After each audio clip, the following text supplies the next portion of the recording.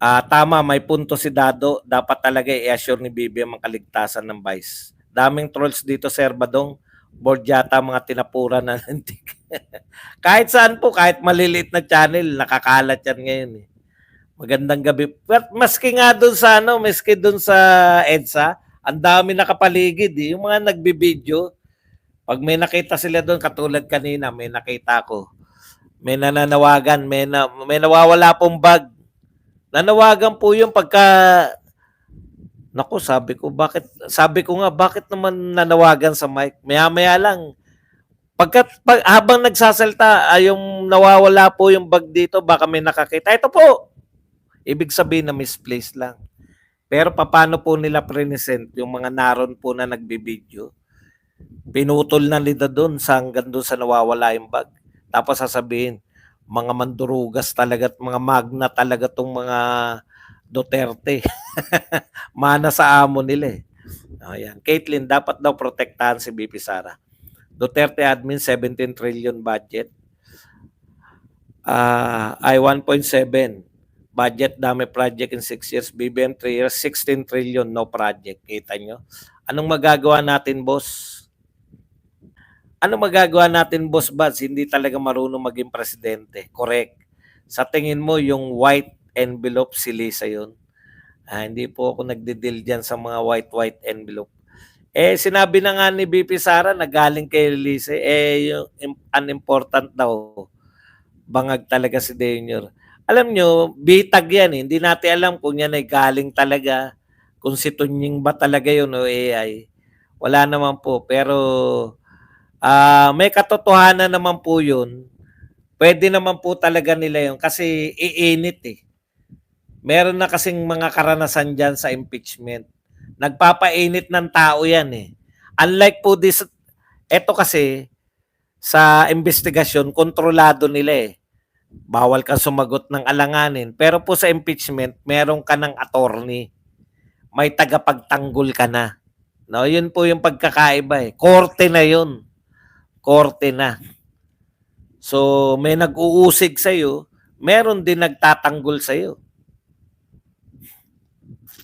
Pwede nang halimbawa lahat ng nag-aakusa, dito kasi, inaakusahan ka, hindi mo pwedeng questionin yung nag-aakusa sa'yo. Sa impeachment kasi, pwede mo nang questionin. No, babalototbain mo na yung mga nagpaparatang. Halimbawa, hindi na po pwedeng hindi i-rap yan sila Las Cañas, yan sila Asierto, hindi pwedeng nagtatago lang sila at apidabit lang nila. Kung hindi, i-scratch yun. Pucha, kuha-kuha kayo ng testigo, wala rito, hindi umarap. Ano yan? Niloloko nyo kaming mga korte. Kung buhay pa si Miriam yan, tatalakan.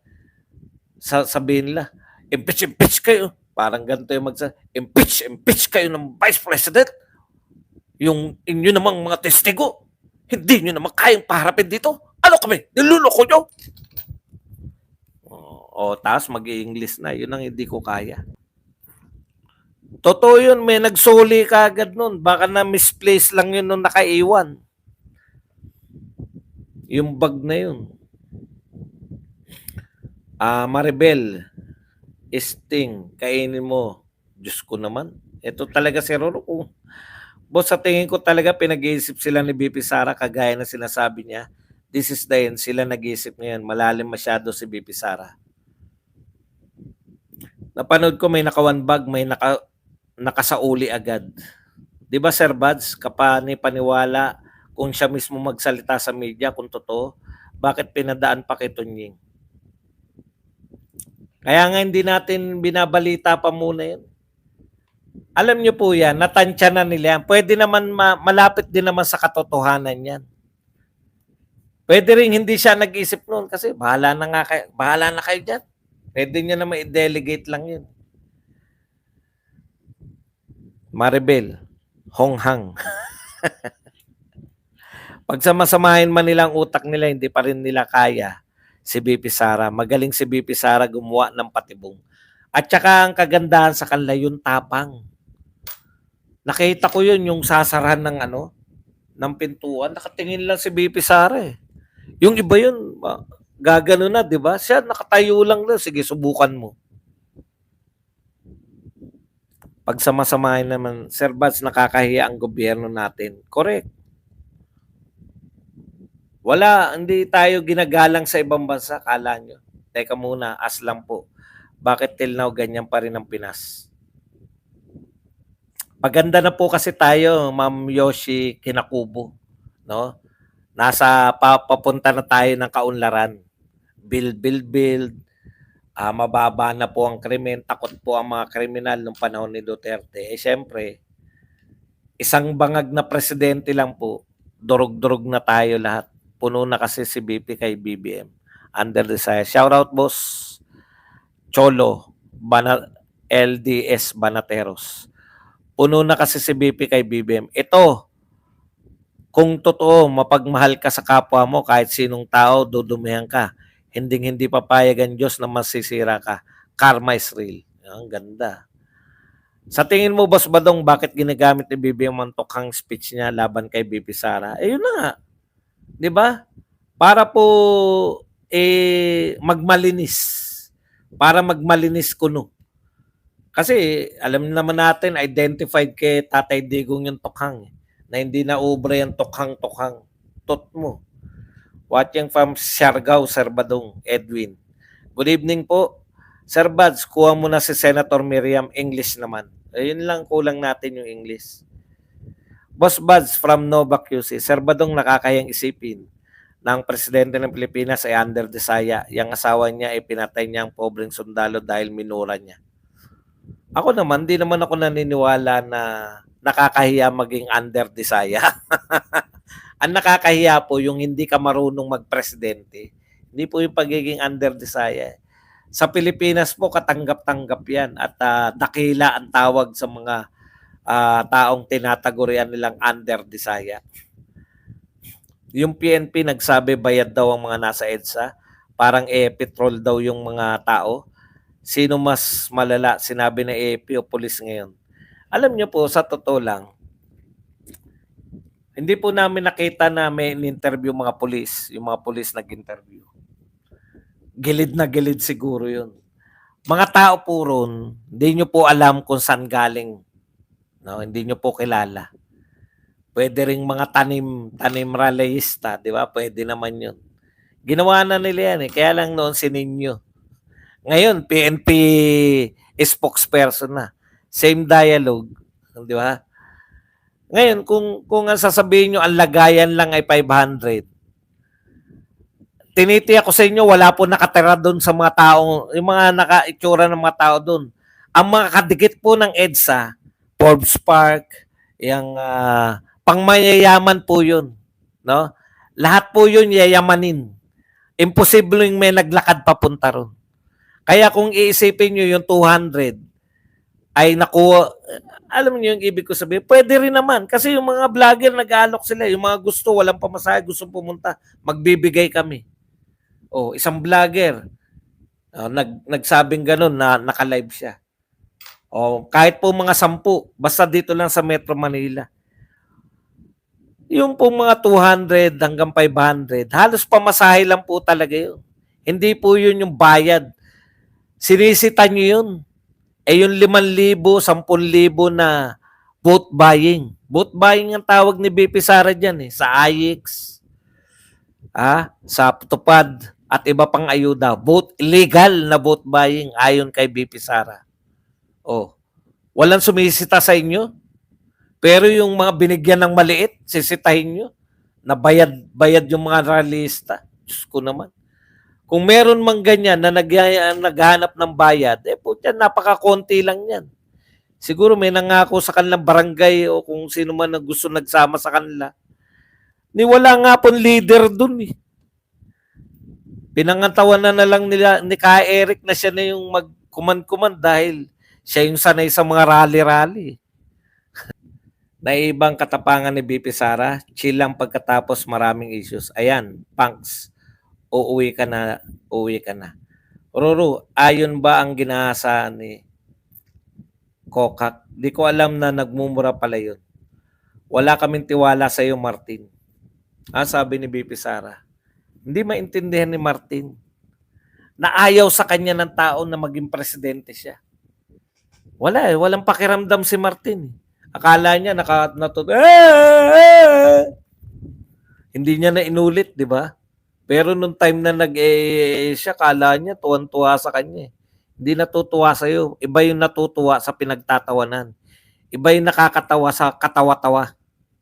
Mga wala respeto sa Honorable VP Sara. Ano re-respeto yan? Nakita mo ba mga mata ng yan? Tsaka mga ganun.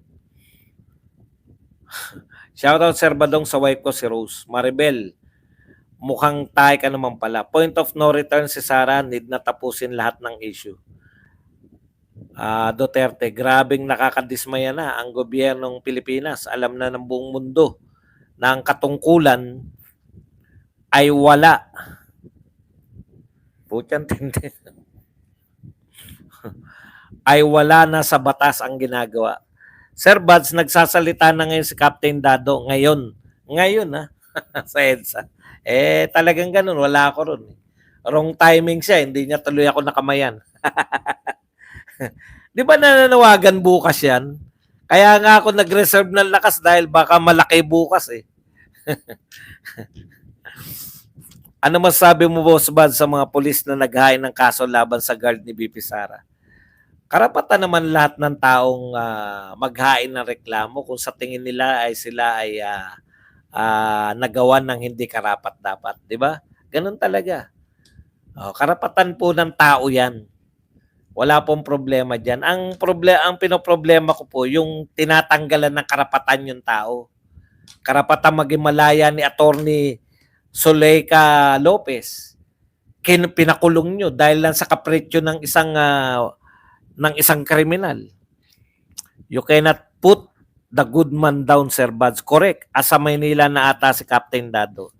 Sir Buds, nagsasalita na ngayon. Maribel, yan. Ano masabi mo, Boss Buds, sa mga pulis na naghain ng kaso? Ayaw nila magtanong kay BP, inday pag humarap sa kanila. Wala na sila masabi na hindi na nila ma-dialogue yun. No? Dati, sinasabi nila madalas, kung ano-ano mga ginagawa mo, pero ang gawin mo lang sana, humarap ka sa Kongreso at sagutin mo mga katanungan. Hindi nila masabi kasi humarap siya, walang nagtanong ni isa. Walang nagtanong. Sayang, Sir Buds, ganda na sana ang Pilipinas. Dapat nawala na silang tuluyan sa Pilipinas. Nagpapahirap sila, kawawang mga kababayan natin. Sir Buds, nagsasalita at this moment si Captain Dado sa EDSA. High blood pa. High blood. Mabuhay ang mga high blood. Totoo po kaya talaga na nagbaril yung guard sa sarili niya or yun lang pinalabas nila? Aba, hindi po natin alam yan. Marami pong mahiwaga. Yung namatay po na kernel, mismo sa loob ng AFP hanggang ngayon, wala na tayong nabalitaan. Ano ba yan? Ano kinamatay niyan? Green Hills, Green Hills pa pala. Mga munyaman yan eh. Ibig nyo sabihin, tagaron yung mga tao na yan. Yung mga nagpunta ron. Namasahe po yan. Magkano po pa masahe? Yun ang imagine ninyo. Kulang pa yan. Kung lumala ito, pwede bang maging civil war ang Pinas? Sabi mo nga, kung lumala yun na talaga, malala talaga yun. Biro mo, civil war. Pero ang inatupag ng gobyerno, puro drama lang. Boss, si Trilling, buko sa kanyang kwentong kutsero, fake talaga, sabi ni former PIDEA Wilkins. Napatunayan na nga na pineke niya yung mga hindi naman pala galing sa AMLAC. Pero pinagkakaguluhan pa rin ng press. Bakit? Ang tanong bakit? First time na mumulitika ang PNP ngayon lang. Nakita ko ng FB ni Maribel Sturing. Yak, akala mo kung sino kaganda. Boss, hindi kaya inahamog hantong sa martial law na naman? Ano ba naman sa atin kung humantong sa martial law yan? Di ba? Ang tanong, papayag ba uli yung militar na mag-martial law sila dahil lang sa kapritsyo uli ng isang Marcos? Siguro naman hindi na sila papayag. Boss, hindi kaya, ayan. Boss, si Trilling ang dami ng kalat ng poster sa daan. Wala pa namang umpisa ang kampanya. Hindi pa nga po siya pwedeng akusahan na ah, electioneering kasi wala pang kampanya. Badongers, ano pa kain nila doon? Iniisip ng mga bangag, bayad mga tao, libre kain lang naman. Alam niyo po, ito sa totoo lang wag niyo na pong pakialaman yung mga sinasabi nila. Laging may sasabihin yan sa atin. Ganun ng labanan Tayo laging may sasabihin sa kanila. Sila din laging may sasabihin. Hindi tayo mabubuhay sa kanila. Kung gusto nating maranasan magpunta sa EDSA, punta tayo sa EDSA. Makisama tayo doon, maranasan natin. Pag naroon po kayo, hindi nyo na iintindihin yung mga sinasabi nila. Sabihin man nila na bayaran ng mga tao ron, ikaw hindi ka binayaran, di ba? Ikaw ang patunay. Ako kasi, sarili ko lang karga ko Nagpunta ako ron, wala nagbabayad sa akin. May nagpakain sa akin. Pero yung mga sumunod, nung maging organisado na, pila ng pagkain, di na. Ang layo ng pila Okay. Feel ko parang kukaya. Ayaw ng mga tao kay Tamba. Yan. Sir Bads, manhid talaga ang pagbangagan tao. Martin, mukhang abnoy. Sinira niyang bini Sir Badong, kaya pala siya ginawang lapping stock ni Mayor Basde. Sa totoo lang, Sir Bads, trap talaga kay BP Sarang confidential fund kasi binigay sa kanya December na tapos dapat talaga yung gastusin sa loob ng isang buwan kasi pag hindi nila magastos yun, ibabalik. Wala na po usapin Pag tinanggap nyo po yung paliwanag ng House of Representatives, doon lang magkakaroon ng usapin. Pero wala na po naniniwala sa House of Representatives. Di ba? Hello Sir Bads, watching from Singapore. Anong gagawin nila? Hindi nga nila masampa na impeachment Pa-shoutout po, nagsalita lang si BP Sara dahil may nakita siya na hindi maganda kay BBM. At saka ginipit po siya. Sabi nga niya, kung hinayaan nyo lang ako nagtanim sa DepEd, hindi nyo ko ginipit. Babalik ta rin pa ni Kunggun dahil daw sa maagang ambisyon na presidente. Utot mo. Anong po maagang nag-ambisyon? Kung ambisyosa kung si Vice President Sara Duterte may ambisyon maging presidente natin siya ngayon. Sa ayaw nyo sa gusto. Kala nyo ba mananalo si Lenny dyan?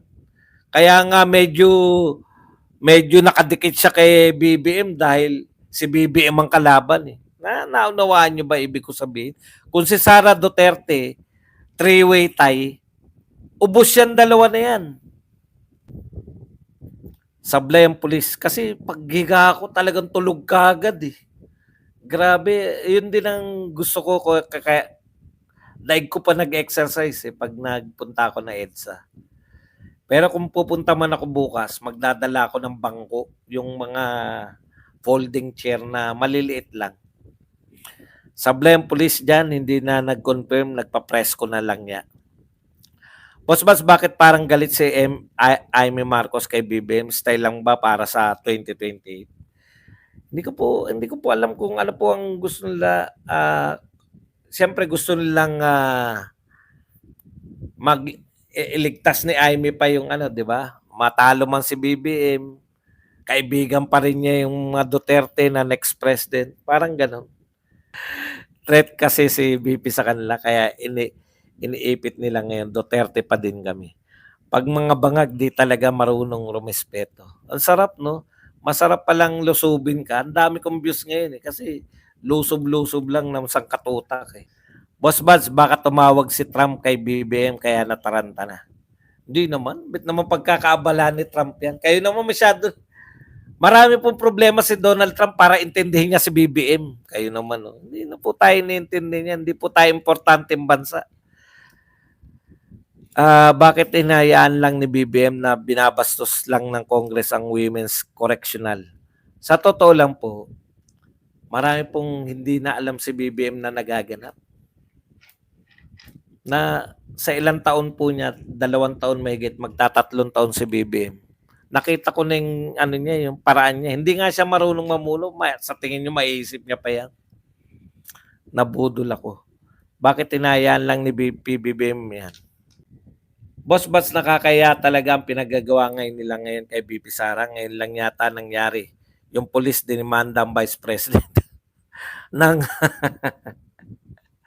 ano yung walang paggalang sa otoridad. Eh otoridad nga sa mas otoridad nga sa yung Vice President eh. Hindi mo ginagalang eh. Kahit kanino sa kanila, wala akong pinanigan, parehas lang silang may issue. Oh, di good for you. Palakpakan mo sarili mo. Wala kang pinapakanigan, okay yan. Nakakabilib ka. Ano pa ba gusto mo? Gusto mo pa bang may ma-award? Ako, sa totoo lang, ako yung taong asar ako sa mga taong walang paninindigan. Nagkakagulo na, wala akong pinapanigan. Pare-pareho lang. Kalokohan. Hindi ako naniniwala sa mga walang pinapanigan.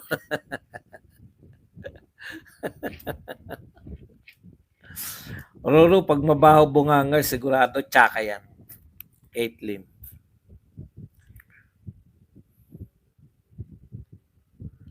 Roro, stalkers ka.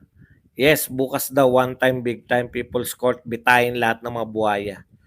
Boss Bats, nakakaya talaga pinagagawa ngayon nila ngayon kay BP Sara, ngayon lang yata. Yan, para tapos na yan. Caitlyn, mukha naman siyang tanso. Ayaw kasi muna nilang patapusin COA para matapos na. Eh, pag pinatapos nila COA, ano pa gagawin? Sasabihin ng COA walang anomalya. Sir Badong, nakakayang isipin ng presidente ng Pilipinas ay under. Hindi po, ako, ikaw naman, masyado ka naman. Kaming mga under, eh, hindi po masama maging under.